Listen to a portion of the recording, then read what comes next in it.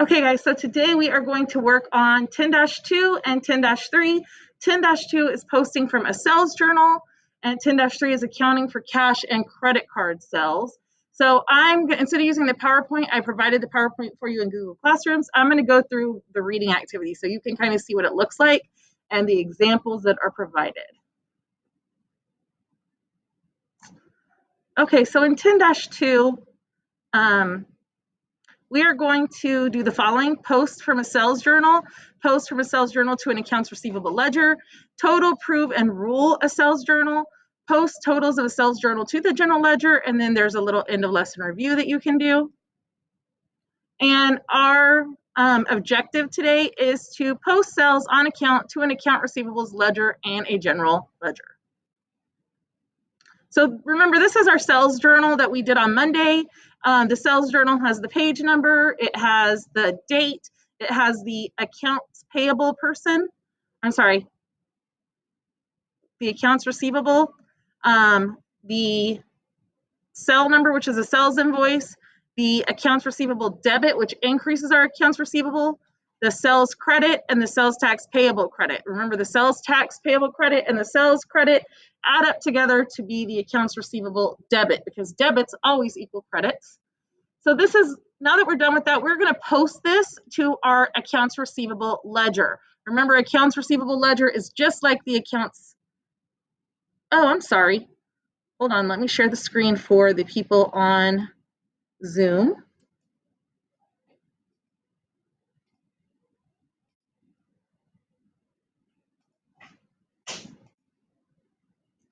So the the sales journal is where we are going to journalize every single sale on account. That's all that is in the sales journal, or sales on accounts. And they're one of the most common transactions that a business is going to make, especially a merchandising business that's a sole proprietorship, right? So the accounts receivable ledger is a subsidiary ledger that links to the accounts receivable account on the journal and in the general ledger. So that's why we post first to the accounts receivable ledger by the same thing we always do. We bring down the date, we bring down the page number, and the sales journal makes it an S in front, so S11. We bring down the debit, and then we add it to our debit balance. And that is how you post to the journal. Then, of course, we have to take the account number and put it as the posting reference in the sales journal. There's step-by-steps on the reading activity. If you want to go through step-by-steps, if I went too fast, you are welcome to. Now we're going to show you, once you finish a sales journal, how you're going to total, prove, and rule it. And it's just the same thing. We single rule. We add up all of our columns. What I like to do as a final check is I add my credits together and make sure that my debits equal my credits. The date is the 30th. We write totals. Once the debits equal the credits, we can double rule, meaning we are done for the month with this journal. The journal's done. We're on balance, double rule. Remember, though, on MindTap, there's not always a double rule. It just depends. And this is how you go about doing it. The 30, the totals, and then single rule, total it up, double rule. Okay, now we're going to take the sales journal totals and post them to the general ledger. Remember that these are all special columns, every single one of them. So a special column, only the total at the end of the month is posted to the general ledger. So we're going to take the accounts receivable, and we're going to take that total amount and post it as a debit. So what we do is we take the date, we take the sales journal number 11, S11, we take the debit total, and then we add it to our balance. Then we take the account number and we put it in parentheses underneath the accounts receivable debit total. And that shows that we've posted that. Then we're going to do the same thing for the sales credit, the date, S11 for sales journal page 11, the credit, and then since it's a credit balance, we're going to add the credit in there. Then we're going to take the account number and we're going to put it in parentheses under the total. Then finally, sales tax payable, the date, sales journal 11, the credit, And then the credit balance was a 0, and so then we put in our credit balance of $383.73. So you would just add it to the 0. And then we take our account number and we put it in parentheses underneath the sales tax payable credit. And here are the step-by-steps if you want to, if it's easier for you to read through. There you go. Different way of learning. And then this is the end of lesson review. So look, I found an error in the book. It says ROST instead of post. Post sells on account to accounts receivable ledger and a general ledger. So which accounts are impacted and how by the posting of special columns of a sales journal. And accounts receivable is debited, sales is credited, and sales tax payable is credited. List the 5 steps for posting transactions to the accounts receivable ledger form. Date, sales journal page number, debit and credit amounts, calculate the new account balance, customer account number is in the posting reference of the sales journal. So we're done with that one. So let's go ahead and do the 10-2 end of lesson review. Remember that these are not graded and these are not the application problems. Some of y'all think you turned them in and this is all you did. So make sure you do the application problems. Okay, so your work together on 10-2.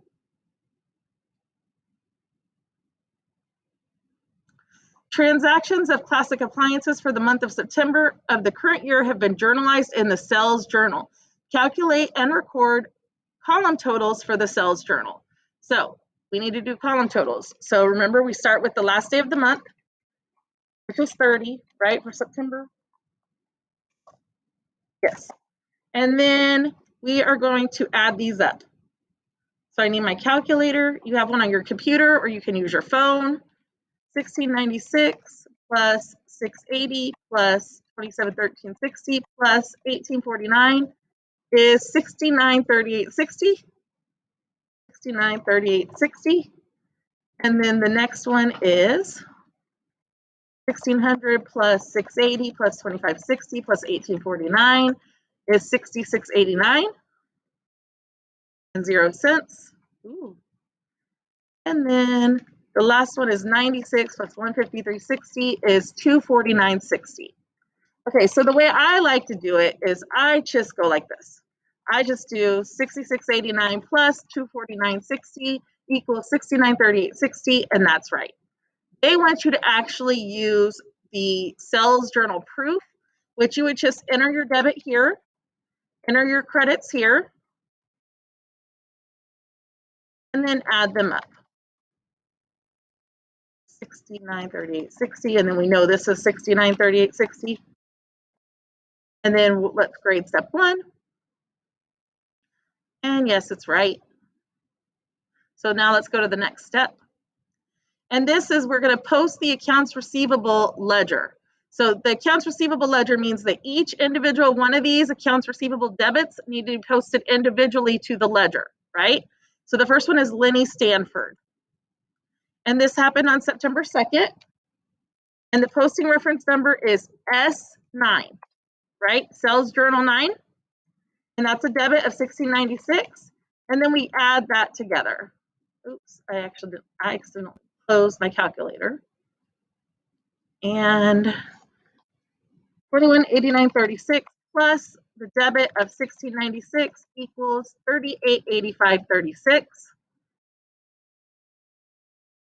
And then I take this account number 110 and I stick it up there in the posting reference to say I did this account. Then Washington City Schools is the next one. And that's on the 6th. Posting reference is S9. It's a debit for $680.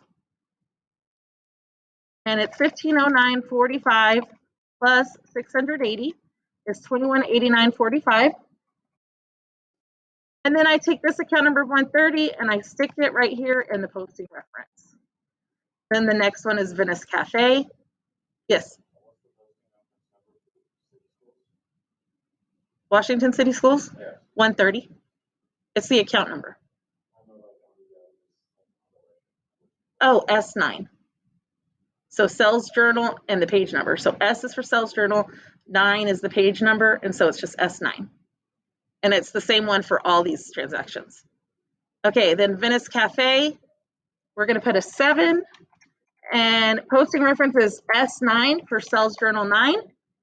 And then the debit is $27.13.60.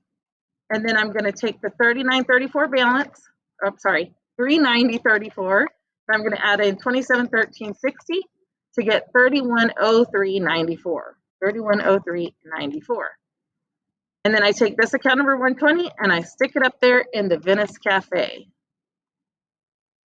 Okay, the last one is Washington City Schools again.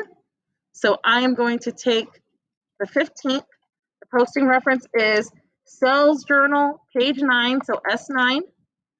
$18.49 is the balance, the debit coming down. And then I'm going to take this new balance of $21.89.45 and add in the $18.49. And that's $4,038.45. And then this account number of 130 comes and it goes right here. Any questions, comments, or concerns on that?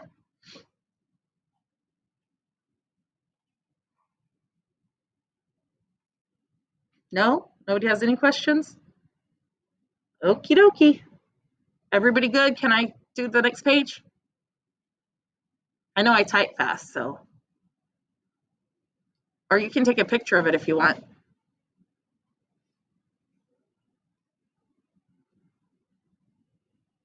Okay, so now what we're going to do is, so we see that these are correct. We did this right. So the next step is to take those balance totals that we did and post those to the general ledger. And so they're going to be done individually. And we're going to start with the accounts receivable debit. And this happens on the last day of the month. So we put the 30.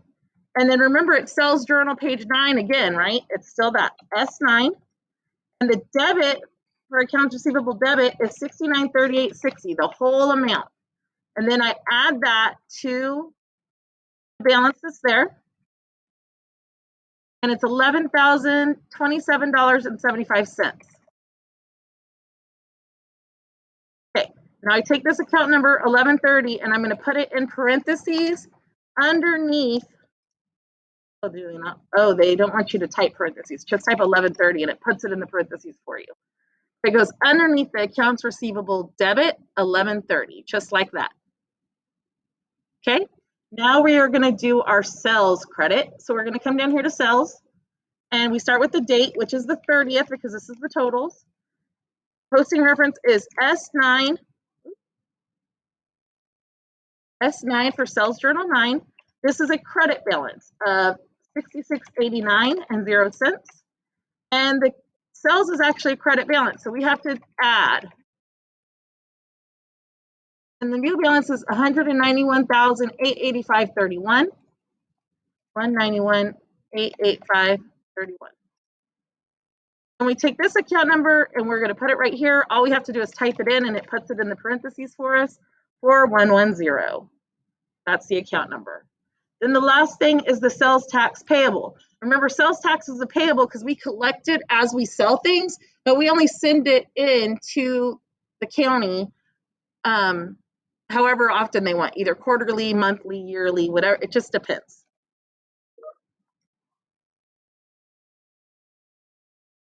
Okay, and then the date is the 30th. The posting reference is sales journal, which is an S9. The credit is $249.60. And we're going to take the credit balance and add $249.60 to it, making it $27.33.78, $27.33.78. Then we're going to take this account number and we are going to stick it up under there, 2120. And that's it. We're done. So this one's not too hard, right? You just make sure you do it in the correct steps. Let me grade the final step. And then it will show everything and then save and continue. Okay, I'm not going to do the on your own with you, but if you want to do it, I can do it in a little bit and we can check your answers. I'm going to go ahead and move on to 10-3, which is accounting for cash and credit card sales. We're going to go through the reading activity again instead of the PowerPoint. And in this section, we are going to talk about accounting for cash and credit card sales. We're going to process sales transactions. We're going to process credit cards. We're going to look at the cash receipts journal. We're going to do cash and credit card sales, cash receipts on account, calculating cash receipts on account with a sales discount. Then we're going to journalize that, and then we're going to review. Okay, so our objectives are that we record cash and credit card sales using a cash receipts journal and journalize cash receipts on account using a cash receipts journal. All right, when we use a POS terminal, it doesn't mean piece of caca, it means point of sale. I used to always laugh because, my parents used to always say POS as, the bad word. And I used to laugh whenever I started working retail and then it was point of sale. Anyways, so point of sale happens at the store. When the end of the day, a terminal summary is printed up that's going to tell us all of our credit cards and cash sales. If it's a check, like they wrote a check, it's still going to be considered a cash sell. Debit cards, MasterCards, and Visas all have to be processed and then sent to us, but it's all broken down for us. So usually on a point of sale terminal, you know that you scan a UPC code that looks like this. I mean, how many of y'all have gone to Walmart and did the little self-check? I have, or HEB or wherever. And you just scan each item and it comes up with the price and then the customer pays however. So a terminal summary is called a Z-tape in accounting. What a Z-tape is just basically this, the total.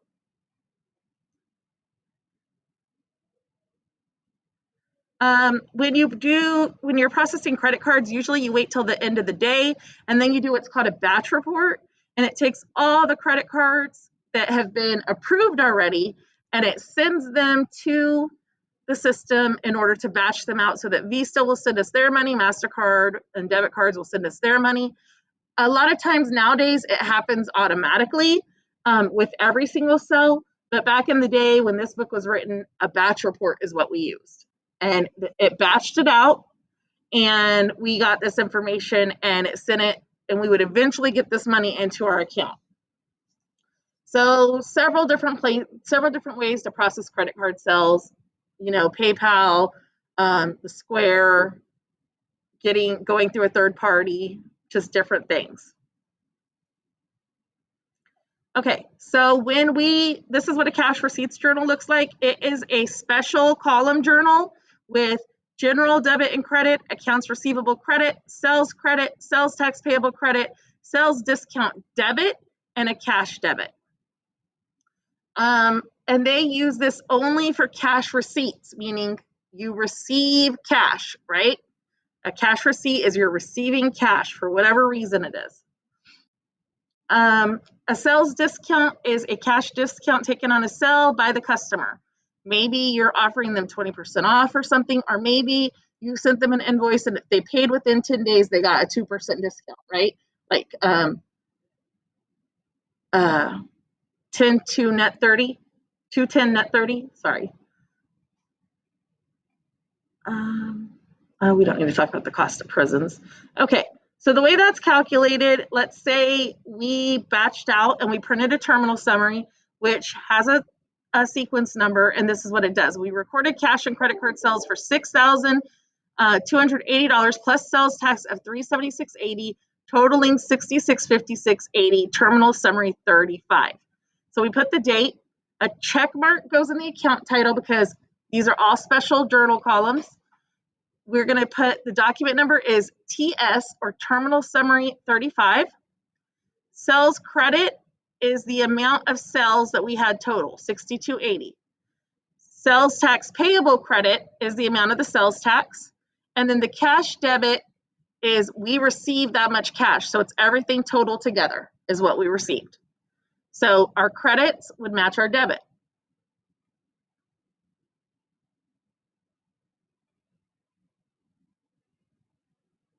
Okay, so cash receipts on account. This happens when like we sold something on account, so it's an accounts receivable, right? And they're paying us now. So Edmonds Hospital paid us $25.16.80 for sales receipt 448, or sales invoice 448, receipt number 610. So we put the date, we put the account title, Edmonds Hospital. We put the document number, R610. The accounts receivable credit means they're paying off what they owe us, $2516.80, and the cash debit is $2516.80. Okay, the next one is when they get a discount. So this is how we calculate a sales discount. So 210 net 30 right here means that if it's paid within 10 days, you get a 2% sales discount.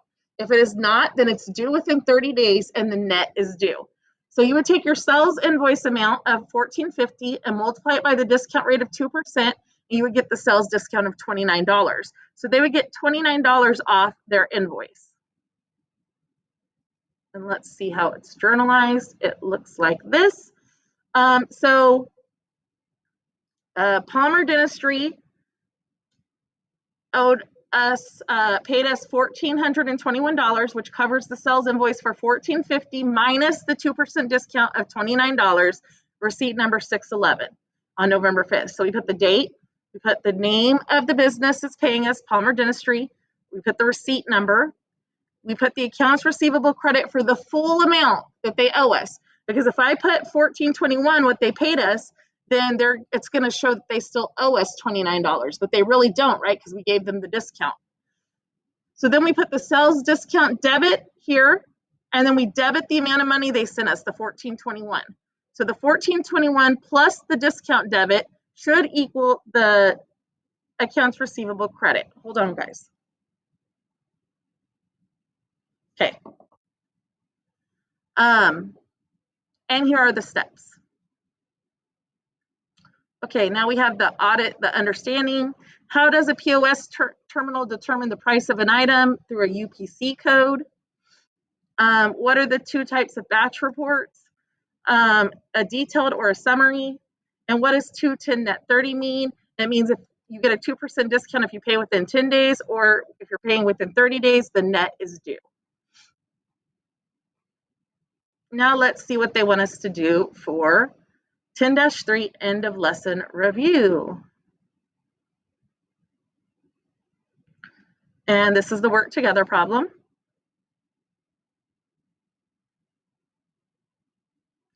So they give us these transactions and they give us a chart of accounts, which that makes us know what the chart of accounts is. So this is our cash receipts journal. And we're going to start with September 3rd. So we have to start with the month because it's our first entry.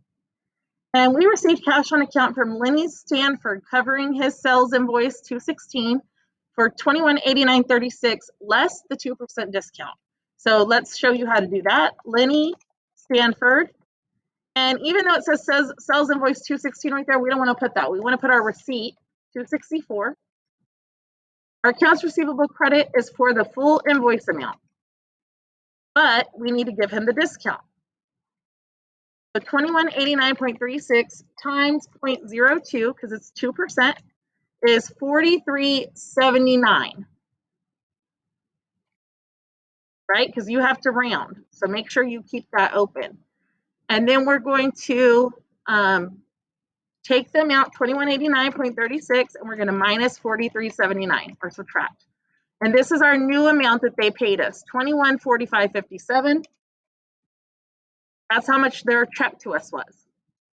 Okay, then on the 6th, we recorded sales, credit card, and cash sales plus the sales tax totaling that. So our TS 38 is, remember, terminal summary 38. It's the sales credit for $53.26.30, a sales tax payable credit for $298.15, and the cash total of $56.24.45. Now, we have to put a check mark here because there's nothing to put in this title because they're all special columns. Okay, on the 8th, we recorded cash on account from Venice Cafe. So the title of the company goes here. So really that would be like Venice Cafe, accounts receivable Venice Cafe, right? If we didn't have a special journal.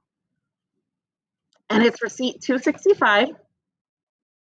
And the accounts receivable is for the whole sales invoice, $390.34. but they're getting the 2% discount. So $390.34 times 2% is $7.81. And $390.34 minus $7.81 is $382.53. And then on the 20th, we ran our terminal again.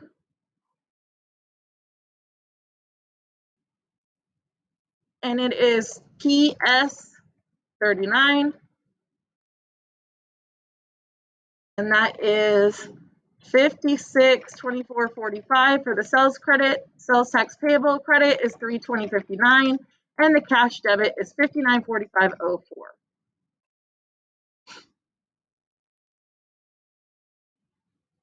Yes. Yeah.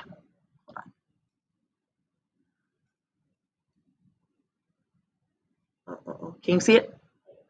Okay.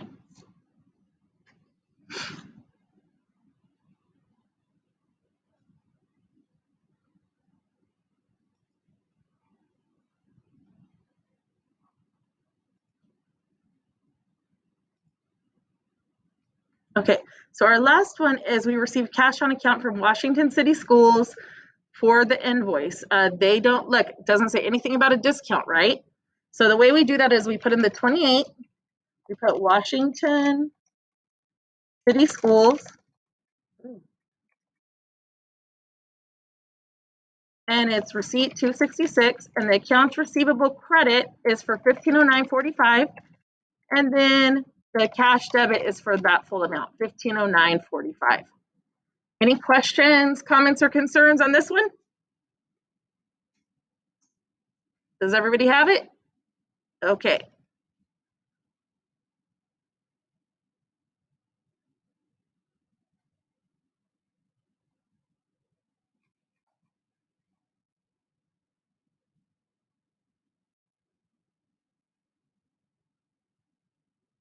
Okay. All right, so now what I want you to do is I want you to come down here to chapter 10 review, and I want you to work on 10.2 and 10.3. And that's what you're going to do for the rest of the class today. You have about 30 minutes, 2:15, right? Is what time you get out? So you have about 30 minutes to get those done, and you should be able to do it within that time. Remember, if you need any help, all you have to do is click right here for the full book, and then go to your table of contents by clicking this, TOC, clicking on chapter 10, and then you can go to lesson 10-2 right here, and then there are examples right next to it. So it'd be right next to it, and you can look at the examples exactly like what they're supposed to look like. Okay, so that's what you need to work on now is 10.2 and 10.3 application problems.